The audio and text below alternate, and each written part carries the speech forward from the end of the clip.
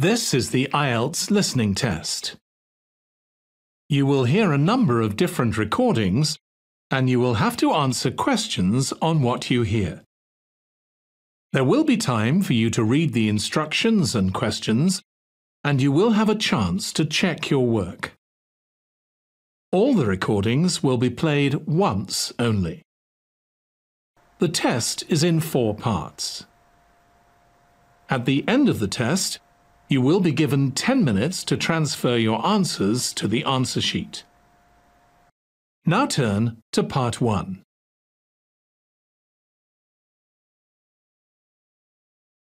Part 1.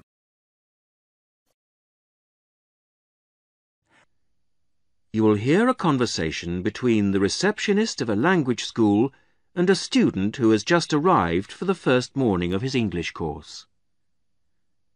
First, you have some time to look at questions 1 to 5.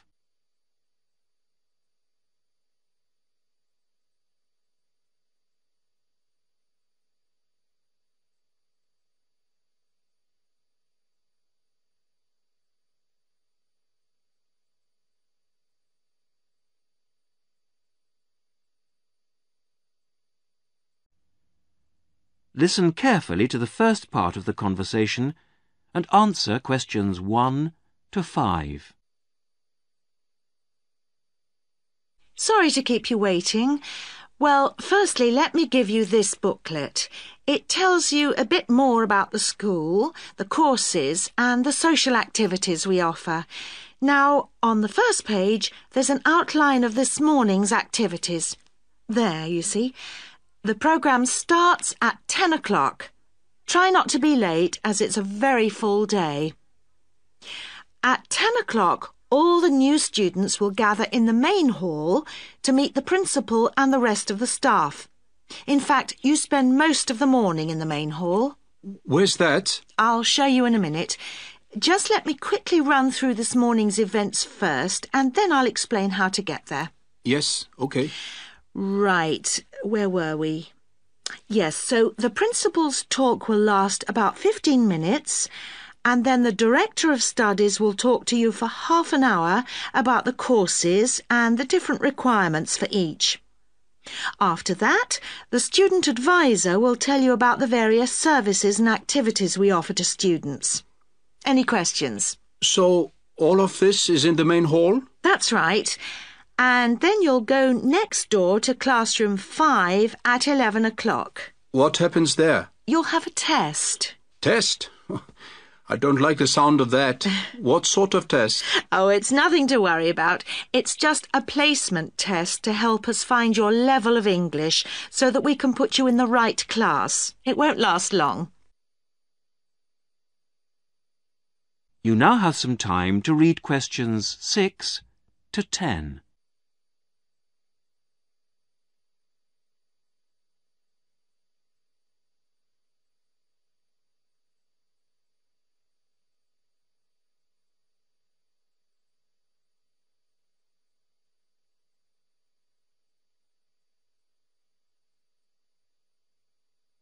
Now listen carefully and answer questions 6 to 10. But how do I find the main hall? Right. If you look on the back of the booklet I gave you, you'll see a map of the school. Let me show you. Look, you came in through the main entrance here, and now we're here at reception.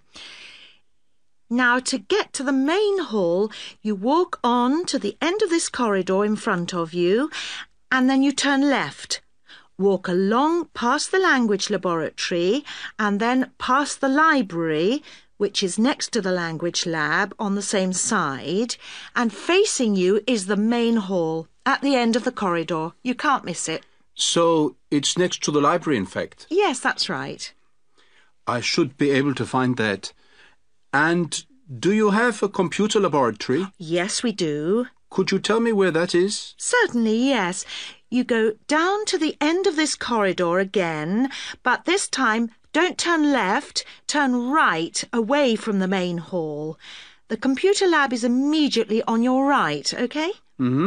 And where's the staff room in case I need to find a teacher at some stage? The staff room is near the main entrance, on the left over there, just opposite the reception desk. In a day or two, I'm sure you'll find your way around very easily. Oh, one last thing. Is there a student common room? Oh, yes, I forgot to mention that. It's this area here, very close to where we are now, to the right of the reception desk as you come in the main entrance. There's tea and coffee facilities there. Great. Thank you very much. You're welcome.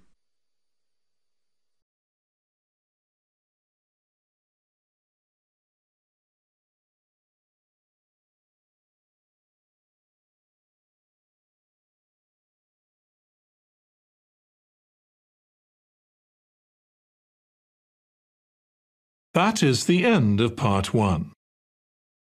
You now have 1 minute to check your answers to part 1.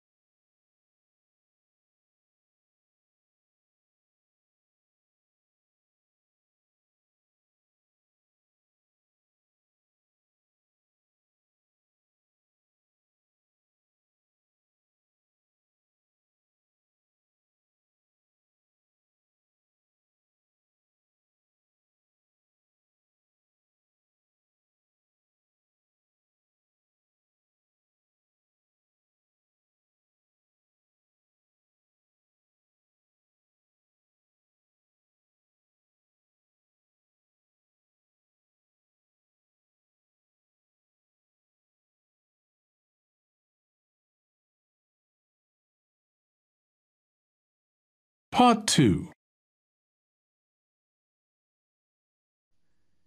You will hear a talk given to new students about a university advisory service.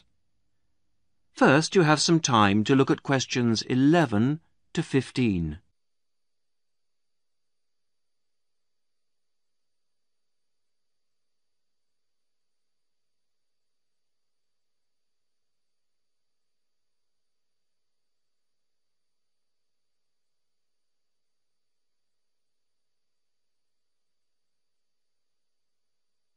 Now listen carefully to the first part of the talk and answer questions 11 to 15.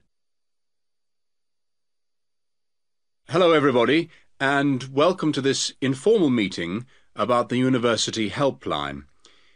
The helpline was set up 10 years ago by the Students' Union, and it aims to provide new students to the university with a service that they can use if they need information about practical areas of student life that they're unfamiliar with.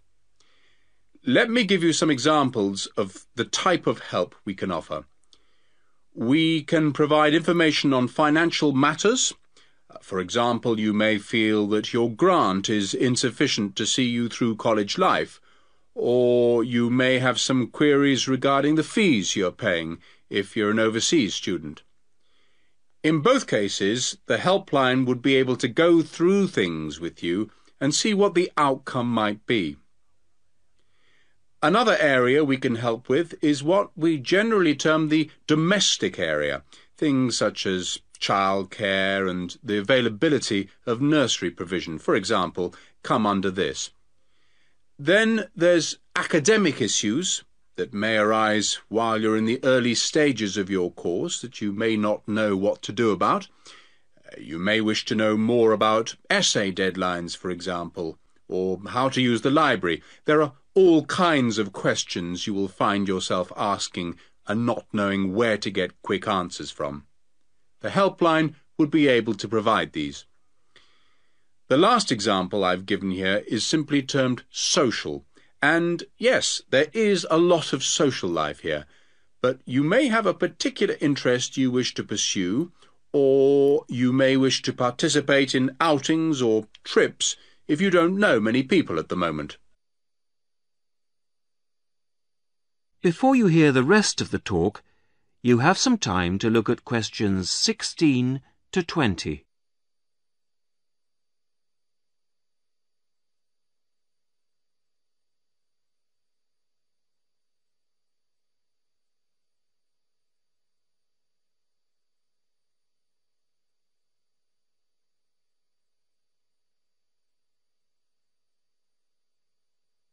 Now listen and answer questions 16 to 20. Let me give you some details so that you know where to go and who to see if you want to pay us a visit.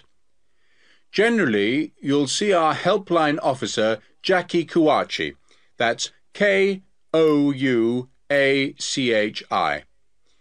Jackie is a full-time employee of the Student Union, and she works in the Student Welfare Office. That's the office that deals with all matters related to student welfare, and it's located at 13 Marshall Road. I have some maps here for those of you who haven't been there yet. If you wish to ring the office, the number is 326-9940. That's 326-9940. The office is open between 9:30 and 6 o'clock on weekdays and from 10 to 4 on Saturdays. And there'll be somebody there, usually Jackie or myself, between those times. If you want to make an appointment, you can phone or call at the office in person. Please note that it may not be possible for anyone to see you straight away, particularly if it's a busy time, lunchtime for example, and you may have to go on the waiting list and then come back later. Well, enough from me. Any questions?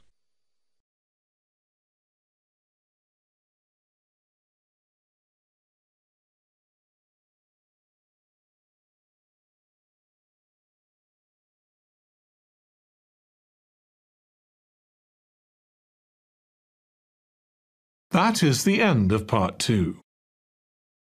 You now have 30 seconds to check your answers to Part 2.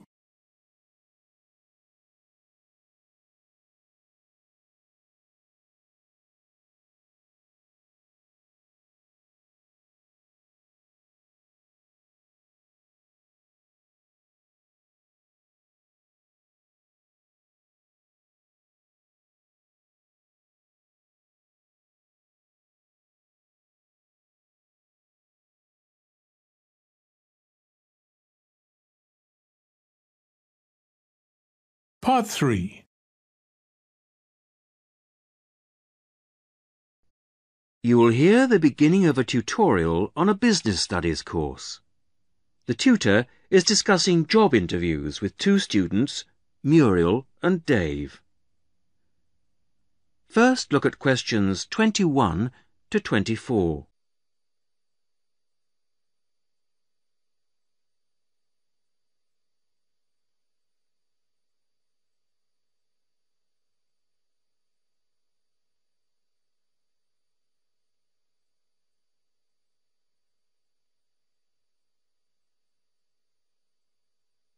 Now listen carefully and answer questions 21 to 24. Good morning. Good morning. Morning. So, we've looked at various aspects of staff selection this term, and I think by now you should be beginning to see how much more there is to it than just putting applicants through a short interview or asking the right questions. Yeah, absolutely. So, I think you should be ready for today's tutorial on matching the person to the job. We're going to talk today about the importance of choosing that all-round right person. Right, so we have to put ourselves into the role of the manager or supervisor. Yes, and then we're going to imagine how different applicants would fit into the team or group they have to work with. We'll look at some examples later. It's just theoretical at the moment. Yes. The point is, you can select someone, even a friend, who has all the right qualifications, degrees, certificates, whatever. You can also check that they have a lot of experience, that they've done the sort of tasks that you want them to do in your office already, in a similar environment. But if they start work, and you realise that they just don't get along with everybody else, that, say, they've got sharply contrasting views on how something will work, well, with the best will in the world, you may be backing a loser. Wouldn't it be just a question of company training, though? Not always, particularly in a team situation. And I think it's important to think in terms of that type of working environment. People have to have faith in each other's ability to carry out the task their boss has set them. They have to trust that everyone will do their part of the job. And you can't necessarily train people for this. But it's like trying to find out what someone's personality is like in a job interview. I mean, you just can't do that. Even if you try, you won't find out what they're really like until they actually start work. Well, in most interviews, you usually ask candidates questions about their hobbies and what they like doing in their spare time, that sort of thing. So, employers are already involved in the practice of, well, doing part of the task. But it doesn't tell you anything. It doesn't tell you if they're easygoing or hate smokers or whatever. Well, arguably it does give you a bit of information about an applicant's character. Now look at questions 25 to 30.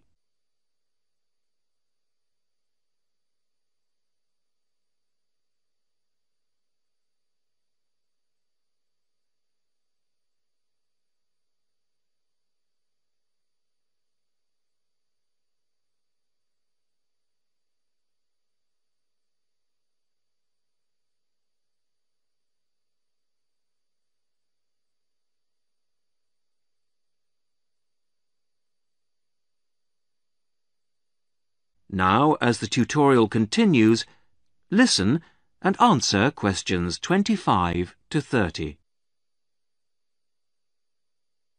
Well, arguably it does give you a bit of information about an applicant's character, but also more and more employers around the world are making use of what are called personality questionnaires to help them select new staff. And What's it called? A personality questionnaire.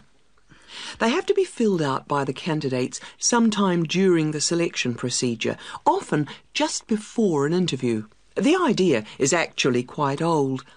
Apparently they were used by the ancient Chinese for picking out clerks and civil servants, and then later they were used by the military to put people in appropriate areas of work. They've gained a lot of ground since then, and there are about 80,000 different tests available now, and almost 2/3 of the large employers use them. Which makes you think that there must be something in them. That's right. They ask the sort of questions that you might expect, like, do you like working under pressure, or are you good at keeping deadlines? And what if people can see through them and just write what they think the employer wants to see? Well, that's always a possibility. I mean, it's human nature to lie, isn't it? Well, that's the point. Apparently it isn't. These tests are compiled by experts, and they believe that the answers can provide a few simple indicators as to roughly the type of person that you are, that people will generally be truthful in that situation. And then you can go some way towards finding out whether someone's, say, forward-looking, a go-ahead type of person, or resistant to change. Yes, and there are all kinds of other methods which can be...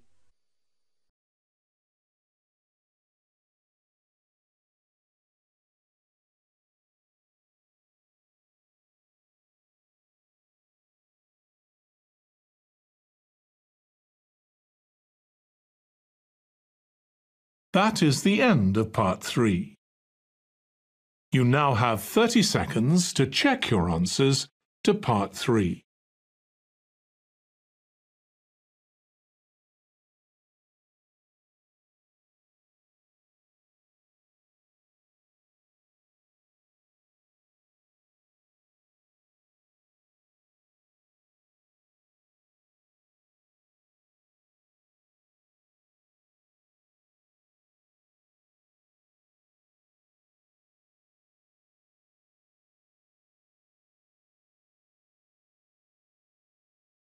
Part 4. You are going to hear a talk given by a student to a tutor and a group of fellow students in a seminar. First, you have some time to read questions 31 to 40.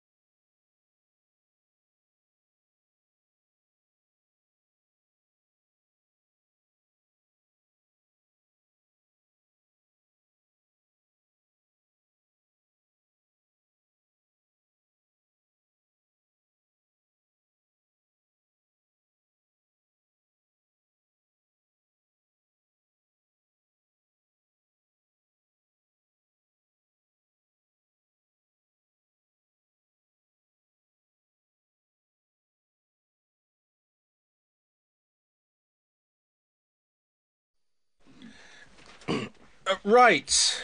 Are we all here? OK. As you know, today Vivian is going to do a presentation on the hat-making project she did with her class during her last teaching practice. So, over to you, Vivian. Thanks. Mr. Yardley has asked me to describe to you the project I did as a student teacher at a secondary school in London. I was at this school for 6 weeks, and I taught a variety of subjects to a class of 14-year-old pupils. The project I chose to do was a hat-making project, and I think this project could easily be adapted to suit any age. So, to explain the project. After we'd done the research, we went back to the classroom to make 2 basic hat shapes using rolls of old wallpaper.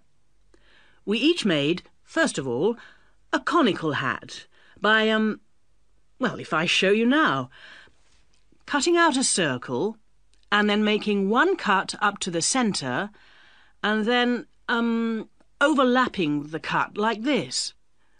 A conical hat that sits on your head. The other hat we made was a little more complicated. First of all, we cut out a circle again, like this. Then you need a long piece with flaps on it. I've already made that bit, which I have here. You bend the flaps over and stick them with glue or Pritt stick to the underside of the circle, like this. Again, I've prepared this so that I don't get glue everywhere. The pupils do, of course, so you need plenty of covers for the table. And there you have a pillbox hat, as in pill and box. Now, variations and combinations of these 2 hat shapes form the basis of the pupils' final designs.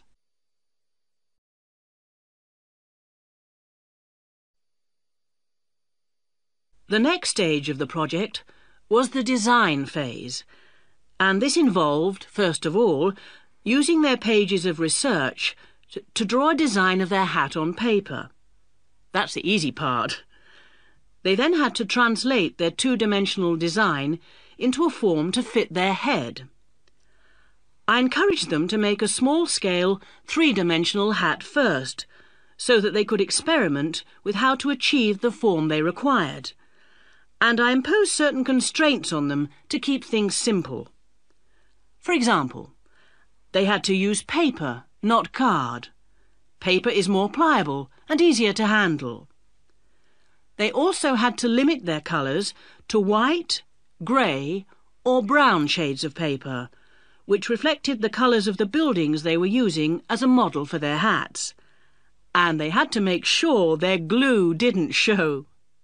Well, it was very enjoyable. And just to give you an idea of what they produced, I brought along 3 hats to show you. This one here is based on a circular stairway in an old building in London. It uses 3 pillbox hats, one on top of the other. This was designed by Teresa. Here's another one that has a simple strip going round the base of the hat, but has then gone on to add strips of paper that come out from the base and that meet at the top of the hat, rather like a crown, making a fairly tall hat. This was made by Muriel.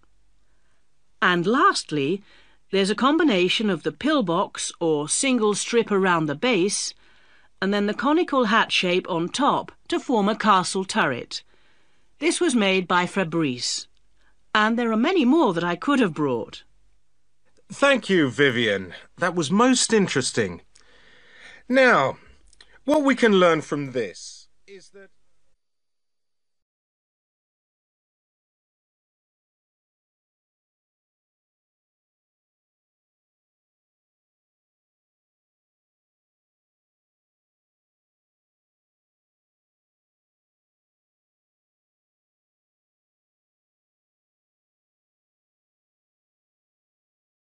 That is the end of part 4. You now have 1 minute to check your answers to part 4. That is the end of the listening test. In the IELTS test, you would now have 10 minutes to transfer your answers to the answer sheet.